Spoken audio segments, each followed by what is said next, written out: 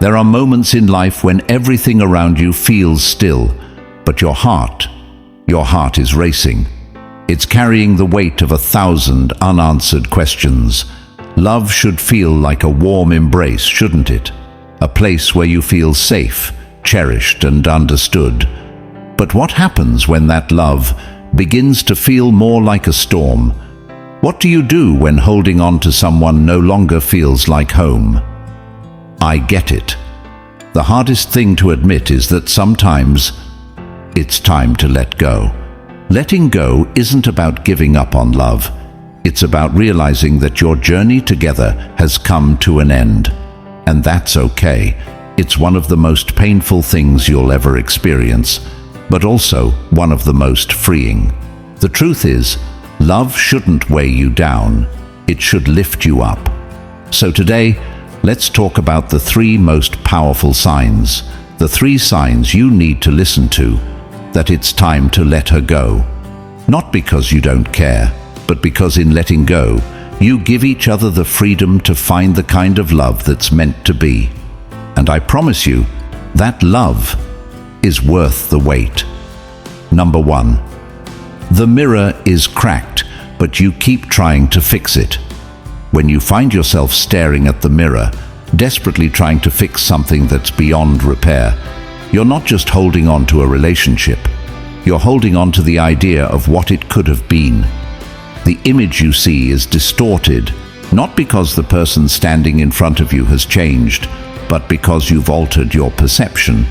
You tell yourself that if you love her just a little harder, maybe a little longer, maybe if you try this new way, everything will fall back into place.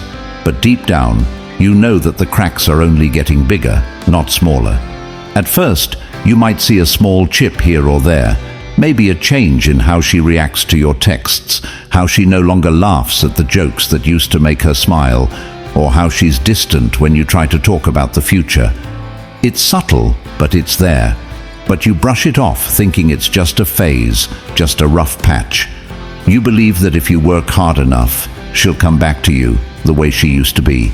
So you keep trying, you keep putting in effort, you keep sacrificing parts of yourself, telling yourself it's for the relationship, for the love you once had. But with every attempt to fix things, you're only reinforcing the idea that something is wrong.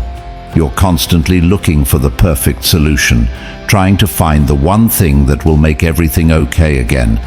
But love isn't about fixing, and relationships aren't puzzles that can always be solved with a little more effort. You can't repair the emotional fractures by throwing more affection at them. That's not how healing works. Healing comes from understanding that sometimes things break in ways that can't be undone, and that doesn't make the love any less real. It just means it's time to let go. Think about it.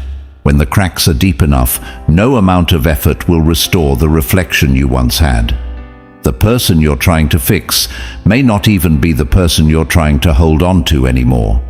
People change, situations change, and sometimes, no matter how hard you try, the relationship you once cherished becomes something unrecognizable. But here's the thing, there's no shame in that. There's no failure in accepting that the person you loved isn't the person standing in front of you today.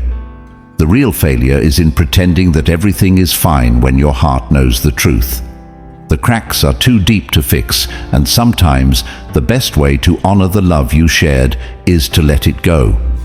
You may feel like you're giving up, but in reality, you're doing the most loving thing for yourself and for her. Holding on to something that isn't working doesn't help either of you. You can't fix a broken mirror by putting it under pressure. The more you try to force it back into shape, the more you risk cutting yourself on the sharp edges of what's already been shattered. The truth is, you both deserve better than that. When you're in a relationship that's crumbling, it's easy to get lost in the cycle of trying harder, hoping that this time, this effort will make a difference. But deep inside, you start feeling the weight of that effort. You begin to lose your sense of self, your sense of purpose. You're no longer living for you, you're living for a version of love that doesn't exist anymore. You're no longer focusing on the person you were before this relationship started to crack. You've become obsessed with fixing something that isn't meant to be fixed. You've forgotten the most important thing of all, your own peace. And the longer you try to fix things that can't be fixed, the further you drift from your true self. You stop doing the things you love. You stop spending time with friends who support you. You stop pursuing your passions because your energy is entirely focused on trying to fix her, trying to fix what's broken. Your identity starts to fade as you put everything into a relationship that's slipping through your fingers, leaving you drained and emotionally depleted. But here's the hard truth. You don't have to keep fixing something that was never whole to begin with. You don't have to sacrifice your happiness, your peace of mind, your future for a relationship that's already gone. The love you once had was real. The connection you once shared was meaningful. But love isn't meant to be a burden. It's not meant to be a constant struggle to make something work that isn't meant to be. Instead of focusing on fixing her, start focusing on healing yourself. Start looking at the cracks in the mirror and understanding that they're part of your journey, not something to be ashamed of. The cracks aren't a sign of failure. They're a sign that you've loved deeply, that you've given your all, and that you've learned valuable lessons along the way. They're a reminder that nothing in life stays perfect forever, and sometimes the best thing you can do for yourself is to step away from the things that no longer serve you. The moment you stop trying to fix what's broken is the moment you can start rebuilding yourself. You can take the lessons, the growth, and the love you shared, and use it to create a stronger, healthier version of yourself. You can fill the gaps with your own strength, your own self-love, and your own passion. You can look at the cracks in the mirror and see them not as imperfections, but as proof that you survived, that you endured, and that you're ready to move on to something better. And when you do, you'll realize something incredible. You didn't need to fix her to fix yourself. All you needed to do was let go. And in that letting go, you'll find your own reflection again, whole, complete, and strong. Because you are worthy of a love that doesn't need to be fixed. You are worthy of a love that lifts you up, not one that keeps you holding on to something that isn't working. The mirror doesn't need to be perfect. It just needs to reflect who you truly are. And the moment you stop trying to fix the cracks, you'll finally see yourself clearly again. Number 2, the emotional distance is killing you. You can feel it, can't you? That invisible gap growing wider every day. You're sitting next to her, but she might as well be in another world. It's in the way she responds, short, detached, like she's only half listening.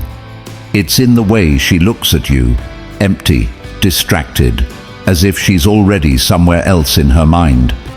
And the hardest part? It's in the way she doesn't look at you. There was a time when she used to really see you. When she'd study your face like she was memorizing every detail. When she'd reach for your hand just because she wanted to feel close to you. When your presence alone was enough to make her smile. But now you feel like a ghost in your own relationship. You could be in the same room, breathing the same air, yet somehow she feels unreachable. At first you try to reason with yourself. Maybe she's just stressed. Maybe she's tired. Maybe if you just give her space, she'll snap out of it. But days turn into weeks, and the distance doesn't close. It widens. The conversations that once stretched late into the night now die after a few words. The I love yous that once carried warmth now sound more like a habit than a feeling.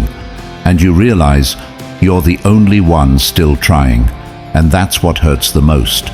Not just the silence, not just the disinterest, but the realization that the woman you love is already halfway out the door, and you're the only one still holding it open. You think about the little things you used to share, the inside jokes, the playful teasing, the way she used to grab your arm in public just to be close to you. You remember the late night talks, the deep conversations where she told you things she never told anyone else. And now you barely get past "how was your day" before she shuts down. And here's what no one tells you. This kind of distance doesn't just happen overnight. It builds up slowly, moment by moment, conversation by conversation, until one day you wake up and realize that the person who once felt like home now feels like a stranger. And you're left wondering, what changed? What did I do wrong? But maybe the real question isn't what did I do wrong? Maybe the real question is, why am I still holding on to someone who has already let go? Because love, real love, doesn't just disappear.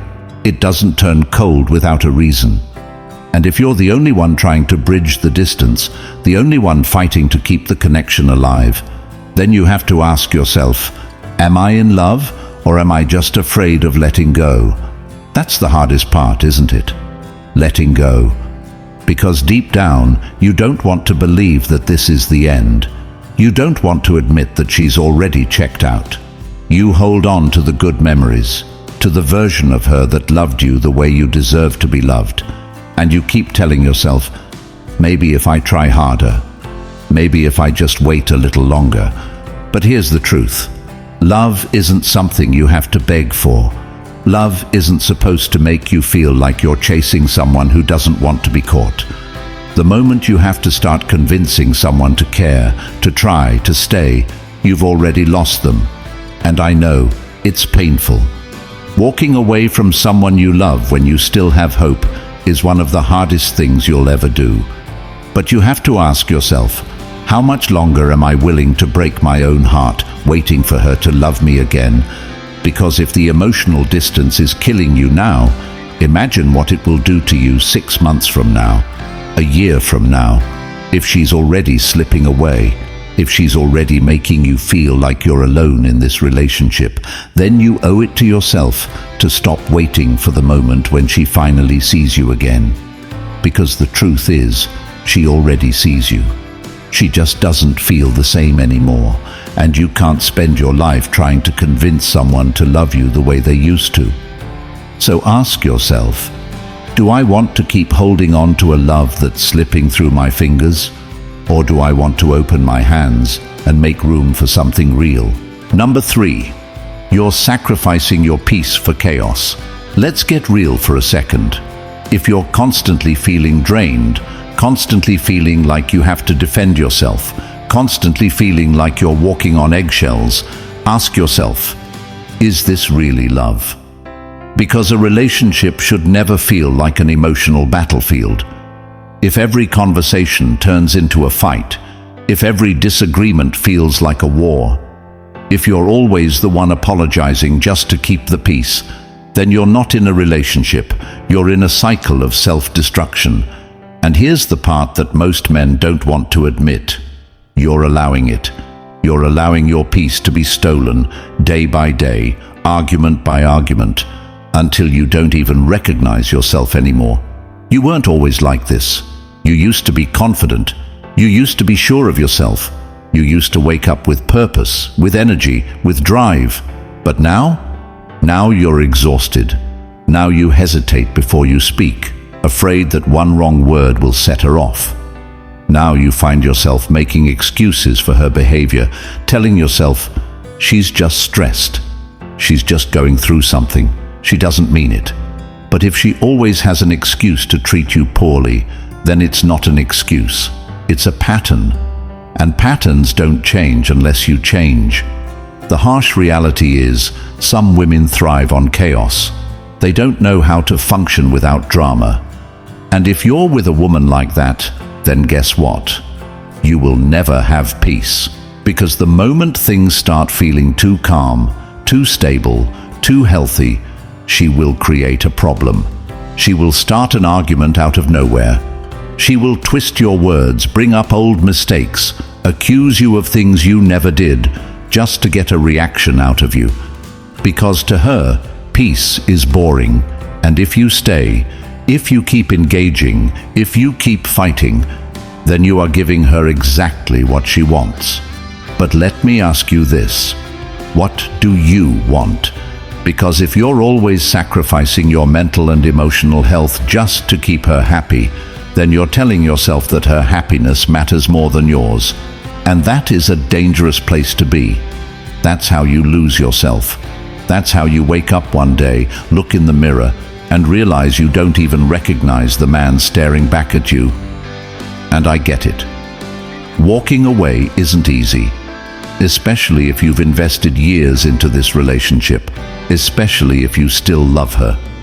But love is not supposed to cost you your peace. Love is not supposed to hurt more than it heals. A woman who truly loves you will be your peace, not the reason you can't sleep at night. And here's something most men don't think about. What if the right woman is out there, but she can't find you because you're too busy wasting your time on the wrong one? Think about that. Every day you stay in this toxic cycle is another day you could be moving forward. Another day you could be healing. Another day you could be building the life you actually deserve. So ask yourself, what are you really afraid of? Are you afraid of being alone? Because I promise you, being alone is better than being in a relationship that's breaking you. Or are you afraid of what she'll do if you leave? Because if that's the case, then you already know you're not in a healthy relationship. A healthy woman will respect your decision. A toxic woman will try to manipulate you into staying. But you're stronger than that. You don't have to keep living like this. You don't have to keep sacrificing your peace for a woman who doesn't value it. You are not here to be her emotional punching bag. You are not here to constantly prove your worth to someone who refuses to see it. You are here to live a life of strength, purpose, and peace. And if she's not adding to that, then it's time to let her go. Not tomorrow, not next week, now. Because the moment you choose yourself over the chaos, that's the moment you take your power back. So, here's the hard truth. Sometimes love isn't enough. Sometimes letting go is the only way forward. It's not a sign of weakness. It's a sign of strength. Strength to recognize when something isn't serving you, when it's taking more from you than you can give. And in letting go, you create space for a future that honors the person you truly are. If you're facing these signs, it's okay to take a step back. You deserve to be with someone who enhances your life, who brings out the best in you, not someone who leaves you questioning who you are. Don't be afraid to let go, because in doing so, you give yourself the freedom to rediscover your true self and the opportunity for a healthier, more fulfilling relationship down the road. Remember, love is meant to be a gift, not a burden. And sometimes, the greatest act of love is to set both of you free,